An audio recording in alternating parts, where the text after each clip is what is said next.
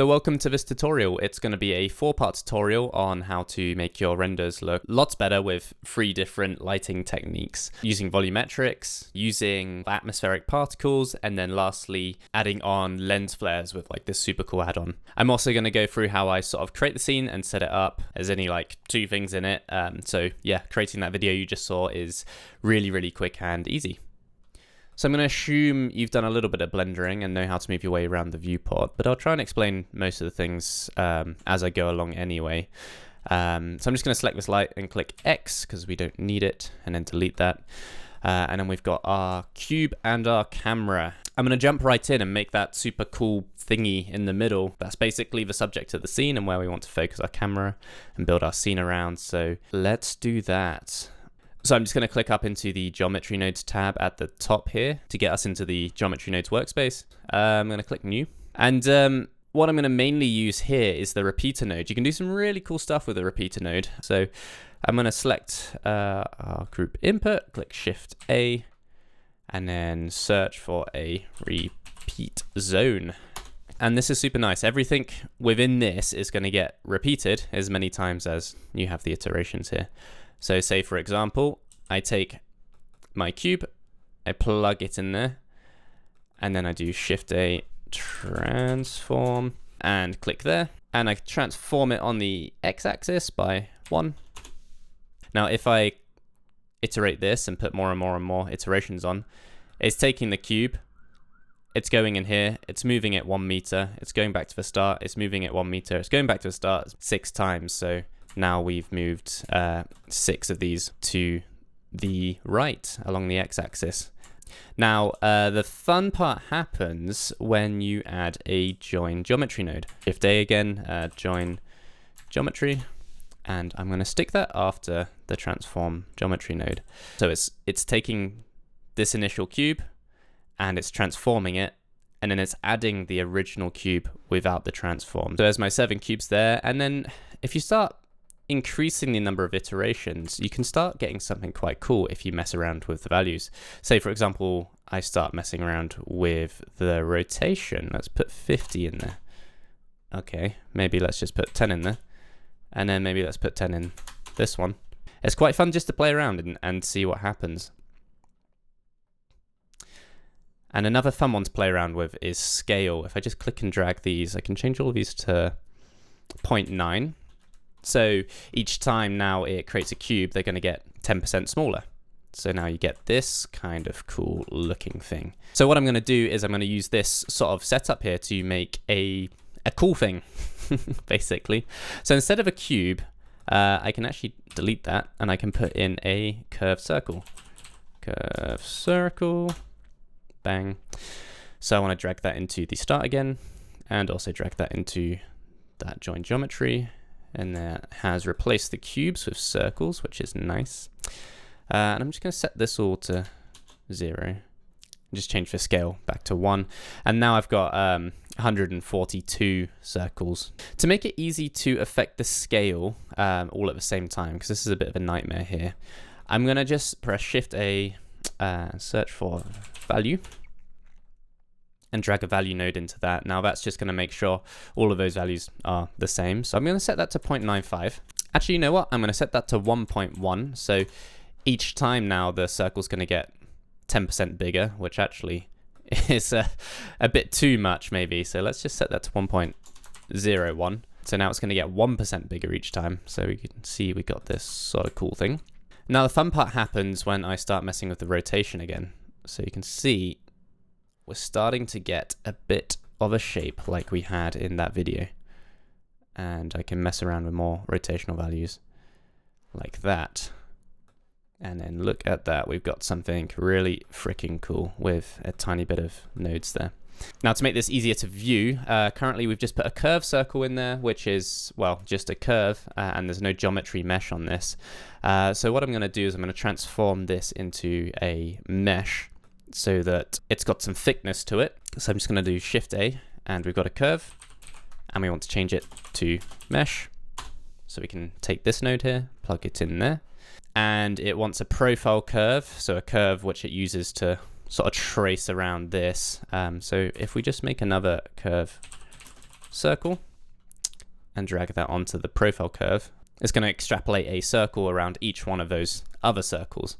Obviously, it's a bit thick here, so I'm just going to make the radius holding shift and clicking and dragging again. I'm going to make the radius much smaller, and there you go. We've got our super cool looking shape. So that's pretty awesome with not much geometry there. Now you can see it's a little jagged on the edge here, and that's because there's only 32 vertices around this whole sort of massive circle. So it's made up of 1, 2, 3, 4, 5, all the way around.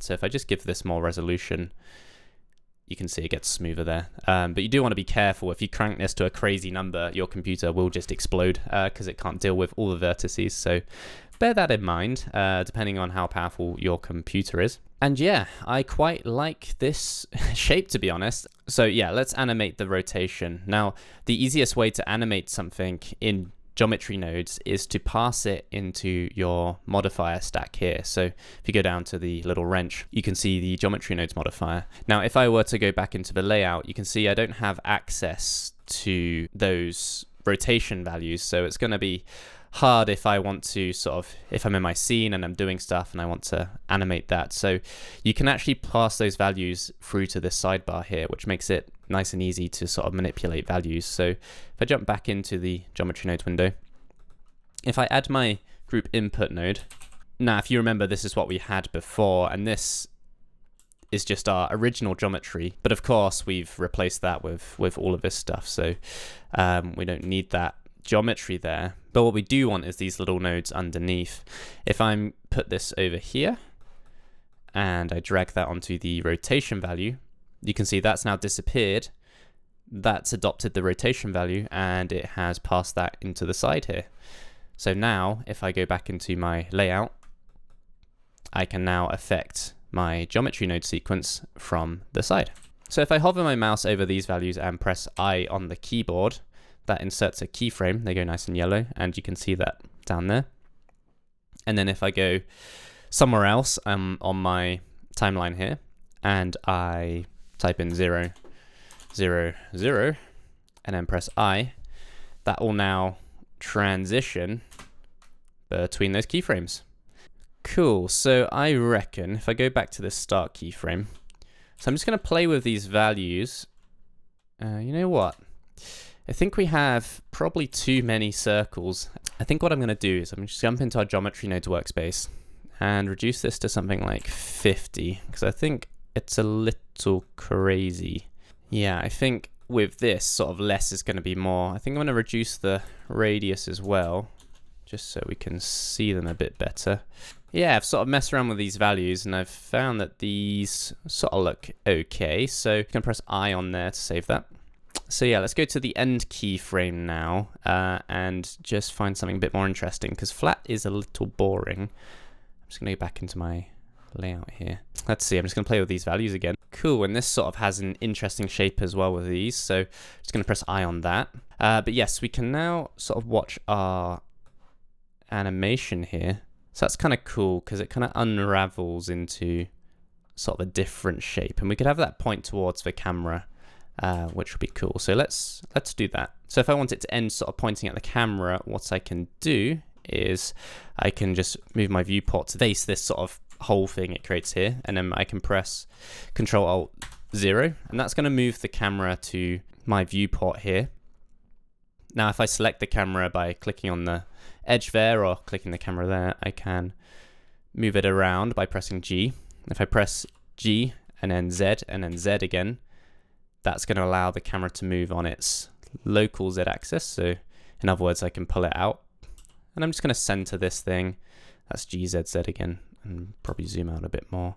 And yeah, let's see. Now I've got this cool thing which sort of reveals to the camera. Now I think all that's left to do is make it a little bit more interesting. So I'm just going to do Shift A and add a cube in the middle. I'm just going to sort of scale that down there. Why not? Now there's something for it to sort of reveal. And I can rotate this around. Let's do RZ 45 degrees. Rotate RX 45 degrees. So now we've got a cube on its side. I'm just going to have it spin as well, because why not? So in Blender 4.1, you press K to get your keyframes up. And I'm just going to select rotation. And that's going to keyframe your rotation there. If I click this little button, you can see that those have gone yellow like the things on the side before. And if I scroll back here, I can rotate it Z, maybe this way a bit. You can see the Z's changed. And I can click I. That's going to have it sort of spin this way, which is cool. And I think I'm just going to have it spin constantly at that pace. So if I go into my graph editor, press A down here, and if I put my mouse over here, I press dot, it's going to center these. That's the dot on the number pad. And I just want it to move at a constant speed, so I'm going to select those keyframes and just press T, linear. So it's now just going to move at this constant pace. And if I select those both by holding Shift and press Shift E, I can do linear extrapolation, which will then basically take this keyframe and just continue the line up there. So this means that it's just going to keep on rotating forever. So if I go back into my 3D viewport, even outside of these keyframes, it's going to keep spinning. So yeah, now we've got some pretty cool things. So let's just do some materials real quick. I'm just going to pause that, jump into the render properties, change it over to cycles, because that's what we're going to use to do our volumetric lighting, which is really cool. And it just looks better than Eevee. It is slower than Eevee, but it looks better. Going to change my device over to GPU, because the GPU is faster. And I'm going to jump into the shader editor. So I'm just going to split my view here by right-clicking on the edge, vertical split, and just left-clicking there. And if I use this drop-down and go into my shader editor, and I change from object to world. Now, the reason this looks really flat and boring is because there's basically a giant gray sphere surrounding it, projecting light on it equally from every side. And you can see that's controlled by this world lighting here. So if I were to click on this and make it some other color, you can see that it's just shining that same light everywhere. Now, if I hold control when I drag my right click down to cut that, that turns off all the light together, and you can see it's just complete pitch black. If I turn off my overlays, there's nothing, it's black. And I can create lots more shape if there's no sort of flat lighting on it. So if we do Shift A and I add a light and a point light, if I just hold G, I can move that out. And if I just jump into my camera view, and I'm just going to split the view over, so right click again, vertical split, and I'm going to actually put this one in solid view and this one in render view, just because I like that. I'm going to press N and T to get rid of those. Do that.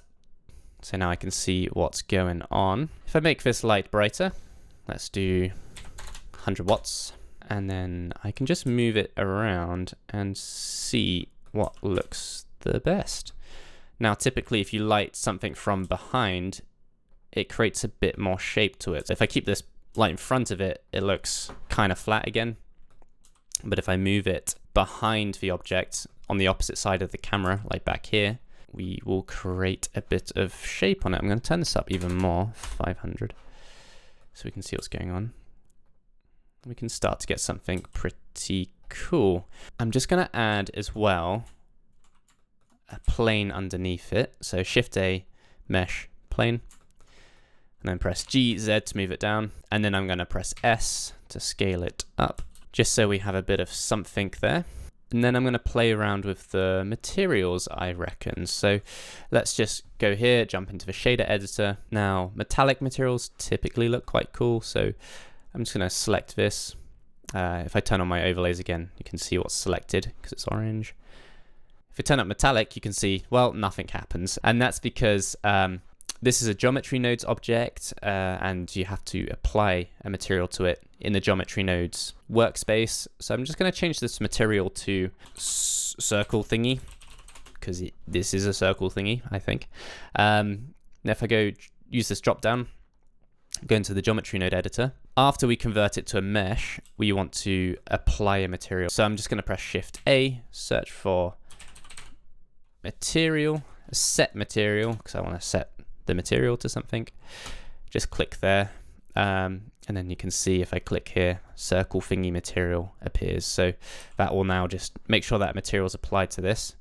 So if I go back to my shader editor now, if I press the home button on my keyboard, it's going to bring this in the middle. If I bring down the roughness and I make this white again by changing the saturation to 0, we start to get quite a cool material there. And then the cube in the middle, I'm just going to select that there. And actually, we should probably start naming things, otherwise this is going to get messy. This is our circle thingy, so F2 to rename it. Circle thingy. I can click new material on there. I'm going to delete this principal BSDF material by pressing X, Shift A, emission, and I'm going to plug that into the volume. So now we've got a cube which is emitting light through its volume. If I put that on surface, it's going to emit that from the surface, but I don't know, volume makes a cool look. And I'm just going to make that a cool color. And if we go back into our thing here, I'm just going to hide the plane for now. It kind of looks better without the plane. You know what? Let's add a material and just make it metallic as well. And oh yeah, if we turn down the roughness, it's going to get quite shiny. So we'll get a cool reflection there. So let's just do that. Now, yes, if I click on my cube again, let's turn the strength up maybe to 4, 5, 10. 10, why not? 50? 25. I'm just going to join these areas by right-clicking on there, join areas. We've now got a very cool thing happening, and I can just press play to see that there. You know what? I'm going to make this happen over sort of a longer time. Select this keyframe, press G, and move it out to... let's move it out to here. Why not? So it actually stops. And yeah, we've got something pretty cool here. So that's basically the scene. It's very simple. There's 3 things in there: a plane, the circle thingy, and a cube. But even with just 3 things, we can make a very cool looking scene there with the repeater node. Now the scene's set up. In the next tutorial, we're going to look at volumetric lighting. And then after that, we're going to look at adding some sort of atmospheric particles into it. And then after that, we're going to look at putting in lens flares. And all of these sort of lighting tricks on top just add a lot to a otherwise kind of empty looking scene. So it's a very good sort of set of techniques to learn. So yeah, click on to the next video and we'll jump on to doing some volumetric lighting.